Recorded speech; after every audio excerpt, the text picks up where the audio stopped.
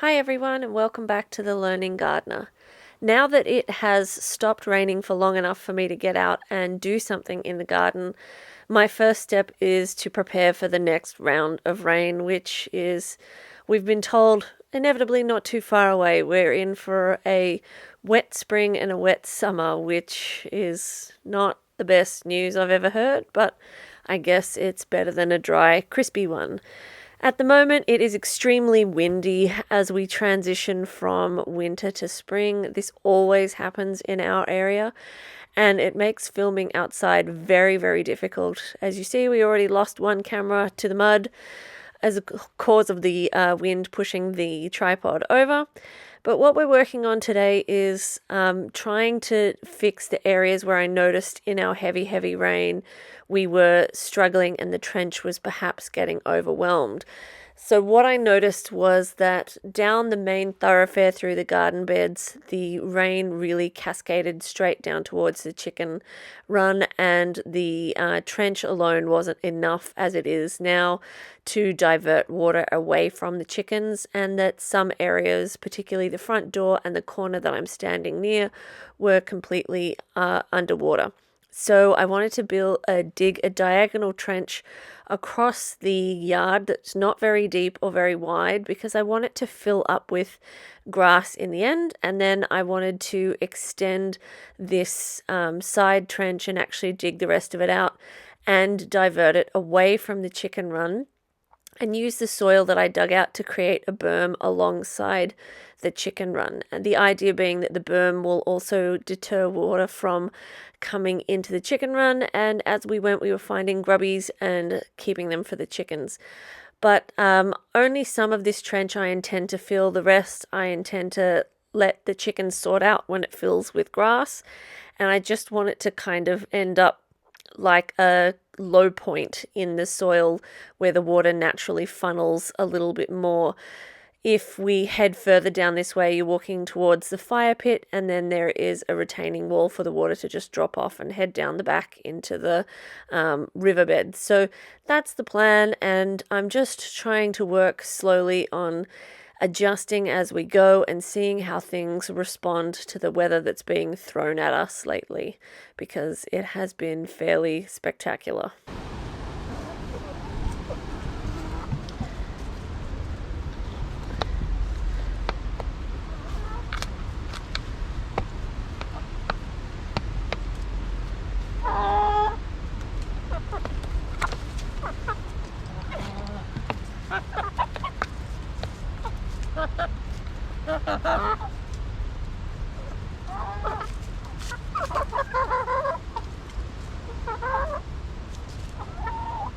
So as I said, the aim is to have the berm beside the chicken run and then divert the water away. From here, I'm not going to keep digging towards the fire pit. If it kind of falls through here, it's fine, but otherwise hopefully it'll just track down the back. The berm is where I'm going to be planting some things in summer crops to grow up and over, and hopefully this area here alongside the chicken run will become the pathway I can push the mower along on. I'm not moving as fast as I would like to at this point. I would like to be getting these jobs done a lot faster and be doing things like cleaning up the mess around the shed, but I just do not have the energy. Some of you know I've been struggling after a food poisoning situation, which was technically more of a reaction to cashews after trying to introduce them again after being off them for my leaky gut diet, and it basically resulted in me being quite ill for 2 days, nauseous for 2 days, and feeling absolutely rubbish for another 2 days. So yeah, it's taken a week to just get over eating a little bit of cashews, and it subsequently turns out that my thyroid levels have gone absolutely off the radar, and having had thyroid cancer before, that's really not ideal. But that is making me feel cold all the time. It's making me feel really just very unmotivated and really, really just depleted and lacking energy. So it's a bit of struggle street over here, if I'm totally honest, but I'm hoping that with increased medication in the next couple of weeks, I will start to feel back to normal. But in the interim, we're just doing what we can and doing a little bit every day. So the goal is, this was something I actually wanted to do last year. In theory, I should be pulling out all the grass along this edge, but because it's on the chicken side of the orchard, I don't really care. The chickens can sort it out. What I'm doing is filling the cinder blocks with soil and then popping marigolds in them. This next door neighbor behind the blue ColourBond fence totally had a mummy snake lay a whole bunch of baby black snakes. We've already had 2 sightings on their side and 1 on ours, and I don't want any more. And apparently marigolds deter snakes. So my plan last year that I'm only getting around to activating now is to plant marigolds in all of these cinder blocks. When I first moved into this house, the incident I had with a black snake was one that was in the cinder blocks. So I'm hoping at the very least that this stops providing a habitat for nesting for the baby black snakes, and at best case scenario that the marigolds deter the snakes, and at the very least the chickens will be able to eat the marigolds, which should make their yolks nice and orange. So hopefully it's going to work out, but it's a lot of work still to be done in the orchard. There's a lot of mulching to be done, and we are, as I said, getting into spring. So the weather's starting to warm up, so hopefully things will start activating really, really soon, seeing there's now a lot of moisture in the soil.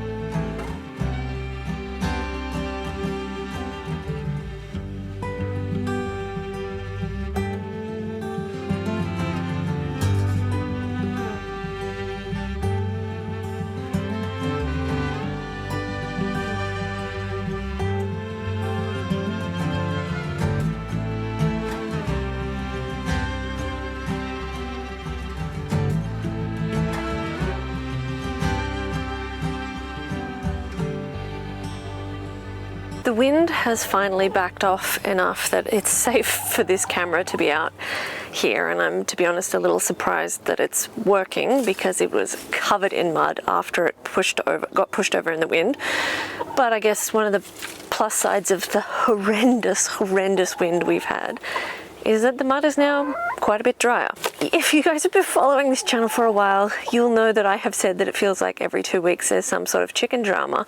Since we got the chickens in April, we've had Big Betty came with coccidiosis, we've had Big Betty with scaly leg mite, Partridge Betty had a tendon injury and wry neck, Black Betty's prone to poopy butt, Betty White has gone broody and is now sitting on some eggs.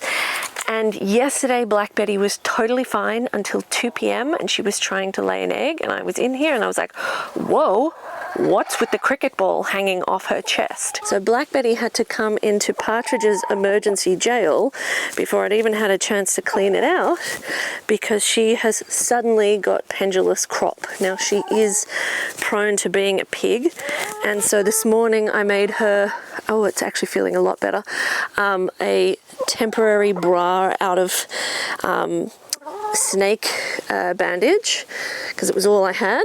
And then it's still huge, it's still the size of a cricket ball, and it's just hanging off her chest. This whole thing is her crop. So I've just been inside for like 45 minutes trying to make her a bra, like a more comfortable bra. Hopefully it fits and lifts that up a little bit higher. I'll be so depressed if it doesn't fit. Come on, sweetheart, you be a good girl. I know, darling. I don't want to pull any of your feathers, but you do need a bit more support than the... Look, that feels better, doesn't it? It's like I've only just cut the straps just long enough. Oh dear. It's always something with you guys. Always something. Now, is that better? Does that lift it up high enough or not really? It just looks so heavy. The poor little thing, I mean, you can just see this massive crop, so, oh, darling. There's always something with these chickens. Seriously, whoever said chickens were low maintenance and didn't need a lot of attention and work, never had these chickens. This is what happens when you become Miss Piggy.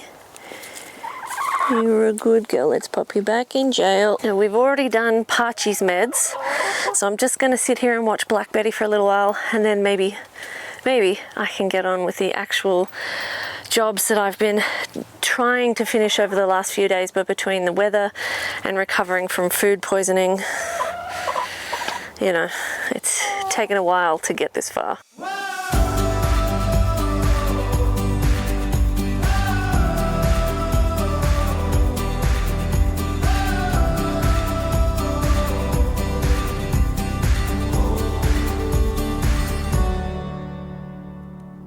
You came out of nowhere like a bullet train.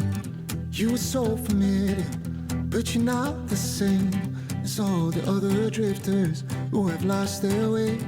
You remind me of a love that never changes. Now's the time, now's the moment, yeah, now I see.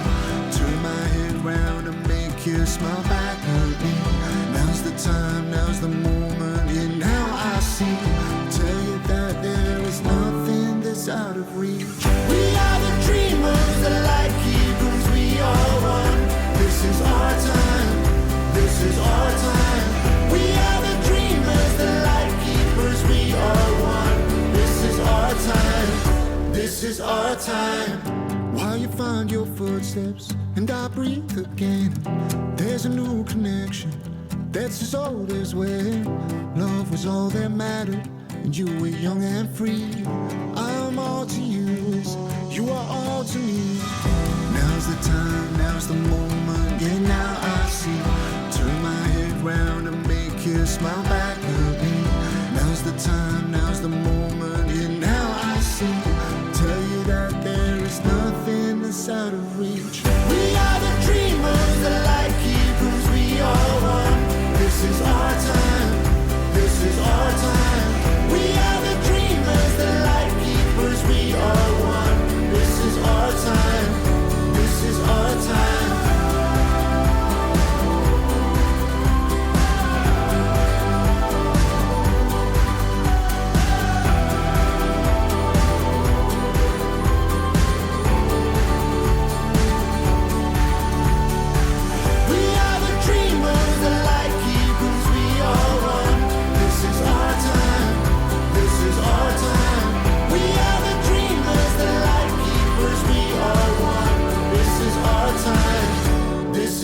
time.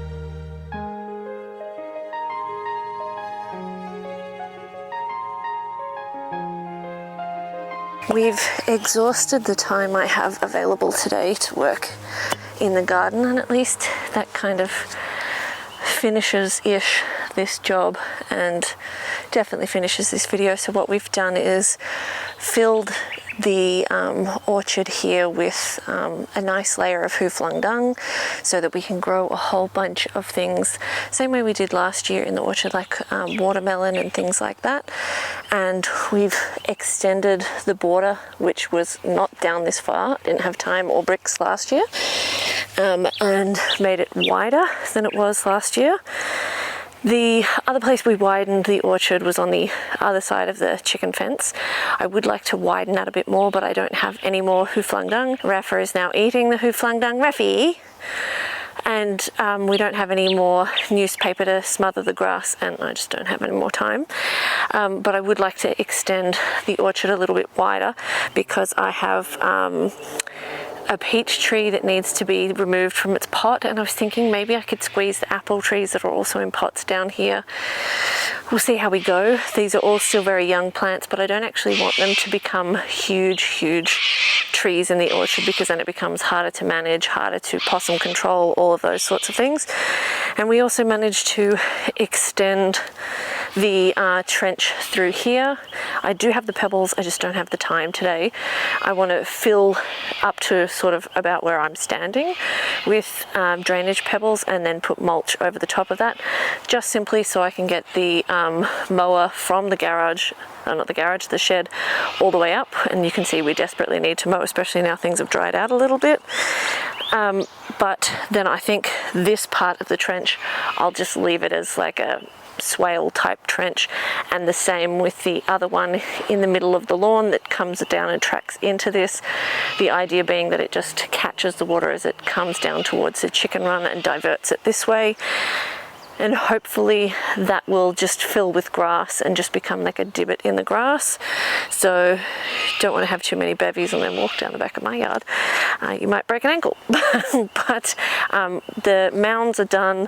I would like to put bricks along the berming up on this side of the chicken run, and I'm hoping that, number one, that will create a garden bed for things like pumpkins to grow up and over and create shade cover for the chickens in summer, but also that berm will discourage, okay Rafi, I'm coming darling, will discourage water from going into the chicken run like it has in the last serious downpour. And then we've got a little berm here, so hopefully it'll just encourage the water to come this way. That's the plan. Whether it works out is another thing. We've got our marigolds planted up in the cinder blocks. We still need to wait for a couple of my other marigold seeds to get a bit bigger to finish that off, but hopefully they can get growing and snake deterring, because it's definitely warming up. And we made a chicken bra. So that wasn't on my bingo card, but at least we got it done. So hopefully Black Betty will be feeling better soon. I think realistically she's probably now going to be wearing a bra for the rest of her life. Probably going to have to take her to the chicken vet. I mean, who said chickens were easy? Like, far out, it's something every 45 seconds with these chickens. Either that or I'm doing something terribly wrong. But at least this area is starting to look a bit more organised and a bit better and a bit more ready for spring, which is tomorrow. Next week, hopefully we deal with the other side of the chicken run because it's a diabolical mess, and hopefully we've got harvesting to do, garden beds to plant up, seedlings ready to go in, strawberries to salvage, lots of things to do. Still a lot of jobs that were on my winter to-do list that never got ticked off. Oh well.